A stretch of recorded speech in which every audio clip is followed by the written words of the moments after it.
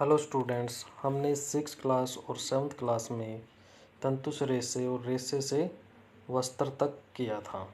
और जो ये हमने सिक्स और सेवन्थ क्लास में किया था उसमें हमने किया था कि जो हमें नेचर में पाए जाते हैं रेशे उनके बारे में पढ़ा था। नेचर में मतलब जो प्राकृतिक रेशे हैं, जैसे कॉटन था। कॉटन मतलब कपास, जूट, पटसन जो पौधों से मिलते थे, पादप रेशे। उसके बाद हमने किया था सेवन्थ क्लास में ऊन और रेशम जो जंतुओं से मिलते थे, जांतव रेशे। अब हमने करना है संश्लिष्ट रेशे और प्लास्टिक। सबसे पहले हम करेंगे संश्लिष्ट रेशे। जैसे संश्लिष्ट का मतलब है जो प्राकृतिक ना हो, जिसको उत्पाद किया गया हो, मानव ने बनाया हो, उसको बोला जाता है संश्लिष्ट रेशे, जो कृत्रिम रूप से बनाए जाते हैं। अब इसमें जो प्राकृतिक थे वो हमने बात कर लिया है, उसमें कृत्रिम होते हैं। जो आजकल आप बहुत सारी चीज़ें देखते हो जो अलग अलग, कुछ कृत्रिम से बनते हैं, कुछ संश्लिष्ट रेशों से बनते हैं। ये आपके इसमें एक टेबल दी गई है, इसको आपने अपने आप भरना है इसमें।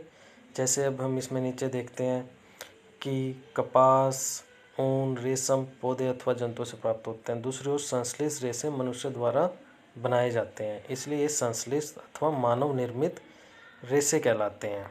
अब हम स्टार्ट करते हैं 3.1 संश्लिष्ट रेशे। जो संश्लिष्ट रेशे भी धागों की तरह ही होते हैं, जैसे फाइबर हैं, तंतुओं की तरह होते हैं। इसमें भी क्या है, छोटे छोटे धागे तंतु जुड़कर ही बनाया जाता है। जैसे एक माला बनाई गई है और एक दूसरी श्रृंखला बनाई गई है, ऐसे ही संश्लिष्ट रेशे होते हैं। संश्लिष्ट रेशों में भी छोटी छोटी इकाई जोड़कर बनाई जाती है जो श्रृंखला है। प्रत्येक छोटी इकाई वास्तव में एक रासायनिक पदार्थ है। रासायनिक पदार्थ है, ये एक प्राकृतिक नहीं है, तो इसलिए इसको बोला गया संश्लिष्ट। और इसमें इस प्रकार की अनेक छोटी छोटी इकाइयाँ मिलकर एक बड़ी एकल इकाई बनाती है, जिसे बहुलक बोलते हैं। बहुलक हिंदी में, इंग्लिश में बोलते हैं पॉलीमर। पॉली का मतलब बहुत ज़्यादा और मर का मतलब जुड़े हुए हैं, इसका ग्रीक भाषा में पॉलीमर। तो अब जुड़े हुए हैं, बहुत सारे इकाई जुड़ी हुई हैं, तो एक बहुत लंबी इकाई बन जाती है, बहुलक बन जाता है उसमें। जो अगर आप प्राकृतिक रूप में देखो तो जो सेलुलोज है, सेलुलोज जिससे पादप की वाल बनी होती है, जिसको बोलते हैं कोशिका भित्ति। कोशिका भित्ति बनी होती है सेलुलोज से, वो एक बहुलक है और वो ग्लूकोज का बहुलक होता है जो प्राकृतिक में पाया जाता है। अब संश्लिष्ट रेशों के प्रकार की, जो संश्लिष्ट रेशे मानव ने बना लिए हैं लेकिन उसके कई प्रकार हैं, एक जैसे नहीं है, कई तरह के हैं। सबसे पहला रेयॉन। रेयॉन का मतलब है कृत्रिम रेशम। पिछली क्लास में मतलब सेवन्थ क्लास में हमने पढ़ा था कि रेशम जो है प्राकृतिक रेशम, रेशम के कीट के कोकून से मिलता है। ठीक है। अब जो रेशम के कीट से मिलता है, वो जो रेशम कीट से मिला है वो बहुत महंगा होता है। बहुत महंगा क्यों है? क्योंकि कीट को पालना है, फिर उसको बड़ा करना है, फिर उससे रेशम निकालना है, तो उसमें बहुत सारा टाइम लग जाता है। इसी वजह से जो कुछ है कंपनी, यानी कि जो कुछ देश हैं जिन्होंने अपना प्राकृतिक की बजाय अपना एक नया कृत्रिम रेशम बनाया, जो बिल्कुल ही जो प्राकृतिक रेशम था उसकी तरह दिखाई देता था और उसकी तरह ही वो लोगों को लुभाता था। इसलिए उसको क्या किया कि नया बनाने लग गए। इसको कैसे बनाना स्टार्ट किया कि रेशा कास्ट लुगदी से बनाया जाता है। जो लुगदी होती है पेड़ पौधों की, उससे बनाया जाता है रेशा, रेयॉन अथवा कृत्रिम रेशा। यद्यपि रेयॉन प्राकृतिक स्रोत कास्ट लुगदी से प्राप्त किया जाता है। यह एक मानव निर्मित रेशा है।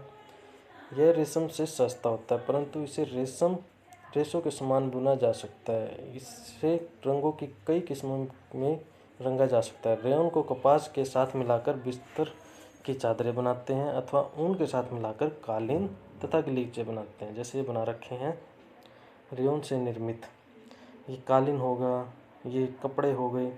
अब इसके बाद है नायलॉन। दूसरा जो संश्लिष्ट रेशा है नायलॉन। नायलॉन भी एक मानव निर्मित रेशा है जो 1931 में कच्चे माल मतलब पौधे या जंतु से प्राप्त किए बनाया गया है। तो अब इसके बाद इसका निर्माण कोयला, जल और वायु से किया गया। यह प्रथम पूर्ण रूप से संश्लिष्ट रेशा था। इसमें कोई भी प्राकृतिक चीज़ें नहीं मिली हुई थी। तो अब इसमें नायलॉन कैसे बना है? नायलॉन का रेशा प्रबल, प्रत्यास्थ और हल्का था। प्रबल प्रत्यास्थ मतलब बहुत मजबूत, प्रत्यास्थ मतलब टिकाऊ और हल्का मतलब हल्का।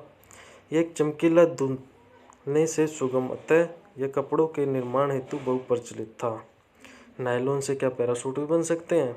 चट्टानों पर चढ़ने की रस्सी बन सकते हैं? यस, ये सच है कि नायलॉन से जुराबे, रस्से, तंबू, दांत साफ करने का ब्रश, कारों की सीट के पट्टे, स्लीपिंग बैग। नायलॉन का उपयोग पैराशूट बनाने में किया जाता है। जैसे ये देखें, रस्सी है, टूथब्रश है, जुराब है, ये पर्दे हैं, ये सारे बनाए जाते हैं नायलॉन से। नायलॉन से ही पैराशूट और पहाड़ों पे चढ़ने के लिए रस्से भी बनाए जाते हैं। अब इसमें जैसे आपको एक क्रियाकलाप दिया गया है, आप कुछ वेट लगाओ, एक स्टैंड पे लगाकर वेट बांधकर उसको धागे से बांधो और फिर देखो कि कौन सा धागा मतलब कौन सा रेशा सबसे ज़्यादा वेट उठा सकता है, वेट को रोक सकता है। जब तक वो टूटे ना तब तक उस पर वेट डालते जाओ। अब आपने इसमें करना है, भरना है इसको, कपास में कितना है, उनमें कितने दिन टाइम लगा, रेशम, नायलॉन, इनको सबको भर के देखना है कि आपको पता लगेगा कि सबसे मजबूत कौन सा रेशा था। अब इसके आगे पॉलिएस्टर एंड एक्रेलिक, ये हम कल करेंगे, ठीक है।